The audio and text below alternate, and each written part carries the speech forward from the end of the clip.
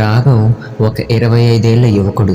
చిన్నప్పటి నుంచి రాఘవ్కి మనుషులతో పాటు దెయ్యాలు కూడా కనిపిస్తాయి. ఇది ఒక విచిత్రమని చెప్పుకోవచ్చు. కానీ రాఘవ్కి కూడా ఆ విషయం చిన్నప్పటి నుంచి అర్థం కాలేదు. రాఘవ్కి తల్లిదండ్రులు లేరు. చిన్నప్పటి నుంచి తన మేనమామే పెంచాడు. రాఘవ్ చాలాసార్లు ఈ విషయాన్ని తన మేనమామకు చెప్పక అతను తనకు తెలియదని మాట దాటి వేసేసేవాడు. అసలెందుకు తనకి ఇలా జరుగుతుందో రాఘవ్కి అసలు అర్థమయ్యేది కాదు. ఒకరోజు తను ఇలా డిసైడ్ అయ్యాడు, ఎలాగైనా దెయ్యాల మీద పరిశోధన చేయాలని. చనిపోయాక ఆత్మలు ఏం కోరుకుంటాయి, వాటి రహస్యాలు తెలుసుకోవడానికి దెయ్యాలపై పరిశోధన చేయడం స్టార్ట్ చేశాడు. అందుకోసం తన మేనమామని సహాయం కోరతాడు. ఈ ఊరిలో భయంకరమైన దెయ్యాల బంగ్లా ఏదైనా ఉంటే తనకు చెప్పమని రాఘవ్ తన మేనమామని అడుగుతాడు. నాకు తెలిసిన బంగ్లా ఒకటే, మన ఊరి చివర పాడుపడ్డ బంగ్లా. దాని గురించి నీకు ప్రత్యేకంగా చెప్పాల్సిన అవసరం లేదనుకుంటా, ఎందుకంటే దాని గురించి నీకు తెలుసు. చిన్నప్పటి నుంచి రాఘవ్ ఆ బంగ్లా గురించి విన్నాడు, కానీ తన మేనమామ గుర్తు చేయడంతో ఆ బంగ్లాలోకి వెళ్ళి అక్కడున్న దెయ్యాలతో కమ్యూనికేట్ అవ్వాలనుకుంటాడు. అందుకోసం కావలసిన సామానంతా సిద్ధం చేసుకొని ఆ బంగ్లాలోకి అడుగు పెడతాడు. ఆ బంగ్లా చూడ్డానికి చాలా భయంకరంగా ఉంటుంది. ఆ బంగ్లాలో ఇప్పటి వరకు చాలామంది చనిపోయారని, అందులోకి అడుగుపెట్టిన వారు తిరిగి బయటికి రాలేదని చాలా పుకార్లు వినిపించేవి. అసలెందుకు ఆ బంగ్లాలో దెయ్యాలు అక్కడికి వచ్చిన వారిని ఎందుకు చంపేస్తున్నాయో తెలుసుకోవాలని రాఘవ్ అనుకుంటాడు. వచ్చిన రోజే రాఘవ్ ఆ ఇల్లంతా పరిశీలన చేస్తాడు. సహజంగానే రాఘవ్కి దెయ్యాలు కనిపిస్తాయి, కానీ ఆ రోజు తనకి అక్కడ ఏమీ కనిపించలేదు. రాఘవ్ అరుచుకుంటూ మాట్లాడుకుంటూ ఇల్లంతా తిరుగుతున్నాడు, కానీ ఆ ఇంట్లో నుంచి ఎటువంటి శబ్దము జవాబు రాలేదు. రాఘవ్ కాసేపు రెస్ట్ తీసుకొని ఊళ్ళోకి అలా టీ తాగడానికి బయటికి వెళ్తాడు.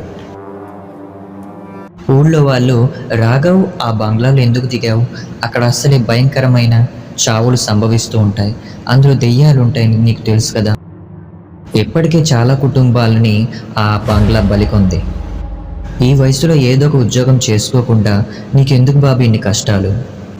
రాఘవ్ వారికి ఏమీ సమాధానం చెప్పకుండా అక్కడి నుంచి వెళ్ళిపోతాడు. ఇక రాత్రి అయింది. చిమ్మ చీకటి ఆ బంగ్లాని కమ్మింది. రాఘవ్ మంచి నిద్రలో ఉన్నాడు.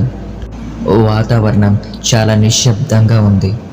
అదే సమయంలో ఆ బంగ్లా వెనకాల ఉన్న బావిలోంచి ఏదో శబ్దం వస్తుంది. రాఘవ్కి మెలకు వచ్చి అటువైపుగా వెళ్ళాడు. ఆ బావిలోంచి నీళ్లు ఉబుకుతూ పైకి వస్తున్నాయి. రాఘవ్కి అక్కడ సంగతి అర్థమైపోయింది. ఇక్కడ ఎవరున్నారో చెప్పండి, నేను మీకు సహాయం చేస్తాను. దయచేసి నాకు ఎదురుగా రండి. నాకు సహజంగా దెయ్యాలు కనిపిస్తాయి, కాబట్టి మీరు నా ఎదురొచ్చినా కానీ మీరు నాకు కనిపిస్తారు. అక్కడ వాతావరణం చాలా నిశ్శబ్దంగా ఉంటుంది. ఎటువైపు నుంచి ఏ సమాధానము రాఘవ్కి రాలేదు. రాఘవ్ వెనక్కి తిరిగి వెళ్ళిపోతుండగా ఆ బావిలోంచి నీరు ఉబుక్కుంటూ పైకి ఒకేసారి ఉవ్వెత్తున ఎగసిపడతాయి. ఆ బావిలోంచి నువ్విక్కడికి ఎందుకు వచ్చావు, నిన్నెలాగైనా చంపేస్తాం మేము అని చెప్పి ఒక స్వరం వినపడుతుంది. రాఘవ్ ఎవరున్నా సరే ఆ బావిలోంచి బయటికి రమ్మంటాడు. అప్పుడు ఒక భయంకరమైన భూతం ఆ బావిలోంచి బయటికి వస్తుంది. ఆ దెయ్యం రాఘవ్ గొంతు పట్టుకొని అమాంతం పైకి లేపేస్తుంది. రాకేష్కి ఊపిరి అందకుండా పోతుంది. కళ్ళు ఎర్రగా మారిపోతున్నాయి. రాఘవ్ చేతికి ఎప్పుడు ఒక తావీదు ఉంటుంది. ఆ తావీదు చనిపోయిన వాళ్ళ అమ్మ కట్టింది. ఆ తావీదు దెయ్యం తలపై ఉంచాడు రాఘవ్. దాని మహత్యం వల్ల ఆ దెయ్యం గట్టిగా అరుస్తూ రాఘవ్ని వదిలేస్తుంది. అదే సమయంలో ఆ బంగ్లాలో ఉన్న దెయ్యాలన్నీ ఒకేసారి అక్కడికి వస్తాయి. రాఘవ్ వెంటనే, అసలు మీకేం కావాలి, ఇక్కడికి వచ్చిన ప్రతి ఒక్కరిని ఎందుకు చంపుతున్నారో నేను తెలుసుకోవాలి అని అంటాడు. రాఘవ్ దగ్గరికి రావడానికి ఏ దెయ్యాలు సాహసించలేదు. ఎందుకంటే ఆ తావీదుకున్న మహత్యం అలాంటిది. మీ ఊరి వారందరినీ మేము అస్సలు నమ్మము. దుర్మార్గులు మీరంతా. మేము చనిపోవడానికి కారణం మీ పూర్వీకులే. అందుకే మీ ఊరి వారు ఎవరైనా ఇక్కడికి అడుగు పెడితే వాళ్ళని చంపకుండా వదలం.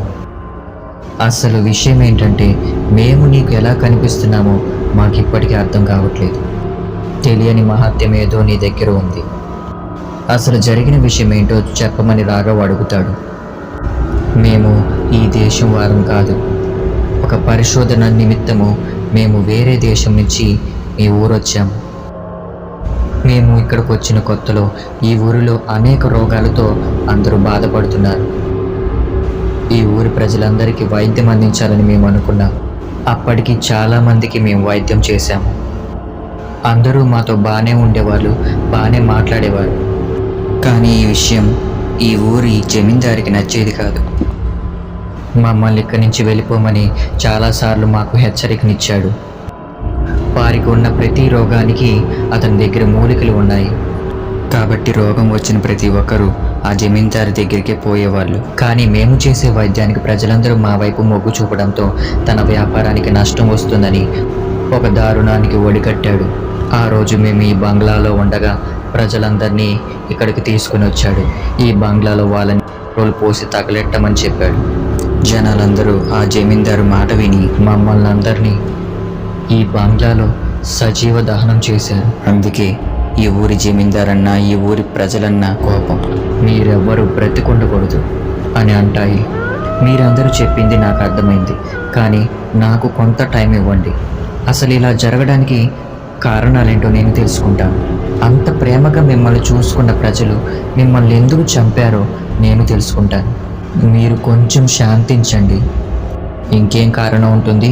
ఈ గ్రామంలోని వాళ్ళంతా స్వార్థపరులు. వీళ్ళని చంపడమే సరైన మార్గం.